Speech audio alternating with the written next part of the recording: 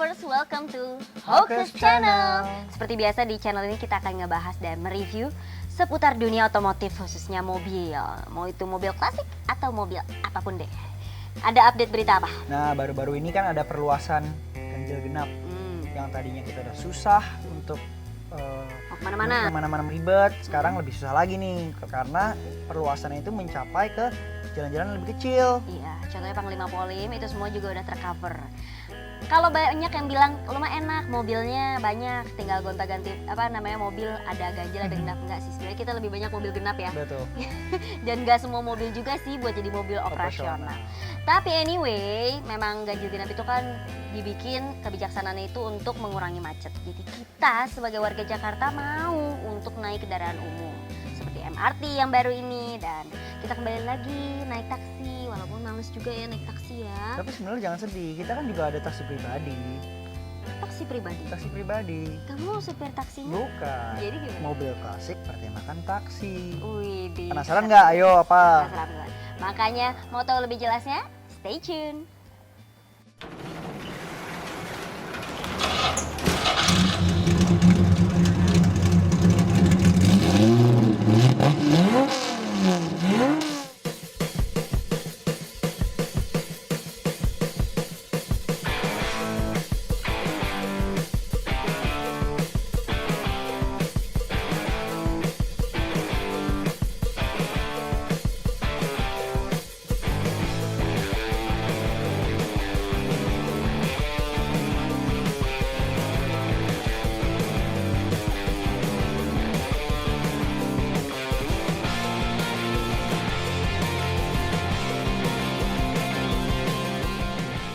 Yap, kita kali ini akan ngebahas yang namanya Ford Model A tahun 1931.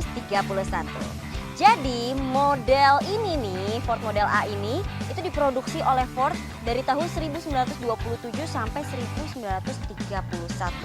Dalam kurun waktu 4 tahun itu, Ford bisa menghasilkan 4,8 juta unit. Wow, bayangin aja.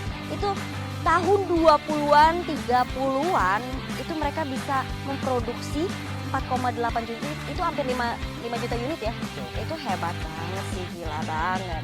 Dan ini mobil merupakan penerus dari Ford Model T yang sempat hits banget. Nah, Ford Model T itu merupakan first mass production yang famous, that's why brand-brand lain itu kayak berusaha mencuri pasar. Dan sebelum itu terjadi, Ford memutuskan untuk mengupgrade model apa sih yang keren? Terlahirlah Ford Model A tahun 1931 ini. Nah, ini punya 3 variasi ya Ford Model A ini. Ada yang coupe, ada yang comfortable, dan yang di belakang kita station wagon. Nah, mesinnya ini itu mesin L-head 4 silinder berkapasitas 3,3 liter menghasilkan 40 horsepower dan maksimum speednya 104 km per jam. Terus kalau dari segi desain? Kalau dari segi desain, nah kenapa kita menyematkan yang namanya New York Yellow Cab tahun 1931?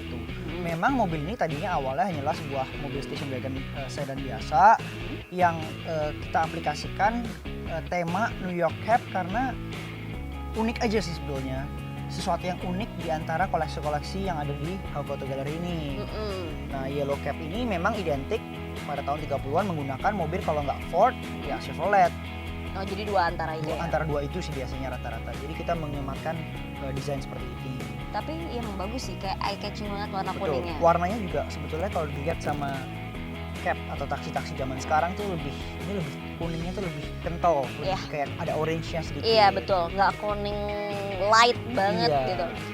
Nah, terus udah gitu kalau misalkan kita lihat dari stiker Plaza 61 yang ada di kap mesin. Betul, dari ini. Ini sebetulnya kayak poolnya aja sih. Jadi pool taksi itu kan kalau zaman sekarang juga ada pool. Tiap taksi ada kodenya.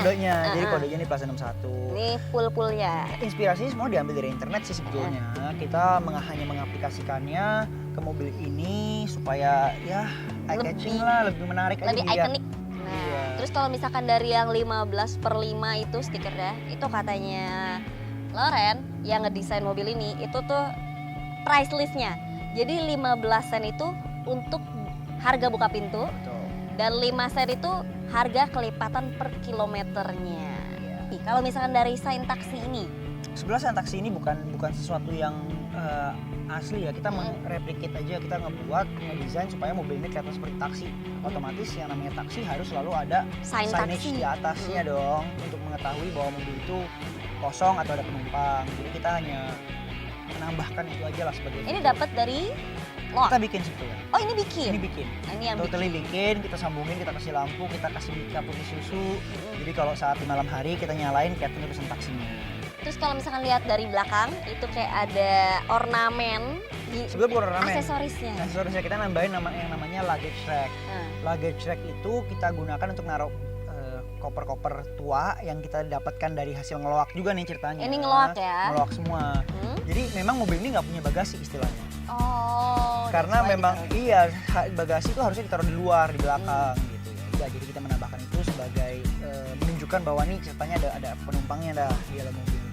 Oke, nice. Nah terus udah gitu, kalau misalkan melihat dari semuanya, dari segi lampu semuanya, ini walaupun mesinnya nggak original, tapi kayak ini semua tuh masih kinclong gitu. Nah, kenapa kinclong? Jadi Mhm. sampai saat ini Ford itu masih memberikan license kepada produsen-produsen di Taiwan ya sebetulnya ya, untuk memproduksi komponen-komponen untuk model E ini baru istilahnya, bukan barang orisinal lagi tapi baru. Jadi memang karena kondisinya tadinya di restorasi mobilnya kurang lengkap ya, kita otomatis kita mau nggak mau harus mendapatkan aksesoris ornamen atau emblem dan lain-lain itu ya kondisinya baru dapatnya, memang kelihatannya chilling banget gitu. Jadi aksesoris ini tetap diproduksi tapi sama company lain. Sama Yang komplain yang memiliki license diberikan license-nya. oleh Ford. Oke, that's why semuanya masih kinclong Mm-mm. dan kelihatan. Nah ini kalau dari si platnya, Ini tambahan aja sih. Ini kan modern banget sebetulnya. Cuman pokoknya kita ngelihat apa yang menarik untuk memberikan kesan lebih otentik sebagai taksi, kita tambahkan aja di mobil ini. hopeless ya buat dijadiin wedding car. Tapi dia tercetuslah ide untuk bikin jadi taksi. Lucu loh, ini juga ada spare wheels-nya, ban serep dari dua sisinya. Jadi total nih mobil ini ada 6 roda sekarang nih. Nah, kira-kira apa lagi yang akan kita bahas? Kayaknya kita akan beranjak untuk lihat interior. Nah, kita ngomongin interior aja gimana? Tunggu dulu, masih ada satu lagi nih yang perlu pasti kalau pada tahun. Jadi memang kan seperti disebutkan oleh Felis, di mana ini adalah penerus dari Model T ya. Jadi Model T kan memang diproduce secara massal sebagai mobil yang ekstrim lah istilahnya. Produksinya mencapai 16,5 juta unit ya. Wow, jadi tuh Itu lebih berapa ekstrim lagi. berapa kali lipat dari lipatnya. model A ini? Ya memang, tapi kan dari segi tahunnya, jangka tahunnya lebih panjang dibandingkan model A yang cuma 4 tahun. Nah, mereka mengimplementasikan mechanical application yang dinamakan design for manufacturability, di mana mereka mengutamakan yang pertama low cost, lebih murah, tapi tetap bisa memproduksi segitu banyak mobil. Apa yang mereka terapkan? Teknologi seperti die stamping. Apa itu dari Die stamping itu jadi proses, contoh mereka mau membuat pintu, mereka menggunakan mold di mana sheet metalnya itu ditaruh, di-lay dan di-stamp, di-press untuk membentuk pintunya. Oke. Jadi ini satu mempercepat prosesnya. That's why dinamakan first mass production. Iya, karena mobil-mobil lain di eranya memang belum mungkin masih banyak yang handmade. Kalau yang ini kan mereka lebih menyematkan yang namanya mass production, teknologi, otomatis mereka harus ngejar untuk bisa mendapatkan jumlah produksi yang banyak itu. Oke. Nah, kalau mau ke interior, kita lihat interior yuk. Ya, langsung aja. Nah, kita pindah nih dari eksterior ke interior. Yang unik dari mobil ini adalah tangki bensinnya nih. Biasa mobil kan pasti penempatan tangki bensinnya ada di kolong di bawah bagian belakang. Nah, untuk tahun 1931 ini mereka menerapkan tangki yang adanya di posisinya di belakang dashboard. Kenapa sih di belakang dashboard? Posisinya lebih tinggi daripada karburator karena mobil ini tidak menggunakan yang namanya fuel pump. Fuel pump biasanya kan digunakan untuk mengalirkan bensin dari tangki bensin ke karburator. Nah, ini mengandalkan yang namanya gravitasi. Otomatis karena penempatan tangki bensin lebih tinggi daripada karburator, dia bisa turun dan flow-nya tetap lancar. Alami ya. Alami istilahnya. Ini Berarti- masih konvensional. Jadi kalau misalnya emang kita isi bensin emang kadang tuh orang bensinnya bingung. Karena penempatannya beda. Iya, ininya beda.